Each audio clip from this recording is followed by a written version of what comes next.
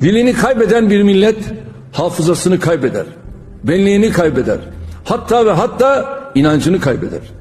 Ana dilleriyle bağları zayıflayan toplumların zamanla sürüleşmesi, sömürgeleşmesi, kimliksiz hale gelmesi kaçınılmazdır. بله دبی نتوه که زمان خو هندا بکی و رومتا خو جه هندا بکی و هبونا خو هندا بکه و زمان خو هندا بکه او دین خو باوریا خو جه هندا بکه نتوه که زمان ویج دست و حتی ستاندن او کس حمود تشته خو هندا بکه او کردن کو بناو دین لپیتر اسلامی و لپر رجب طیب اردوغان دچن از بانگا ودکم و از جود پرسم میر خاصک و میرک دنا ودتن لا هنجر بیجن سروکی ما رئیس ما رجب طیب اردوغان مادام توزانی کو نتوه که زمان خو هندا بکیه تر رومتا خو اولا خو شرفا خو ناموسا خو هبونا خو هندا بکه چما تو زمان کردینا خید بستانا کزوه چما جنا پرسه او کرده کو بناو دین کتما پیوان کسا ما هن هنا بینم بی راستیه لا زمان وجه دست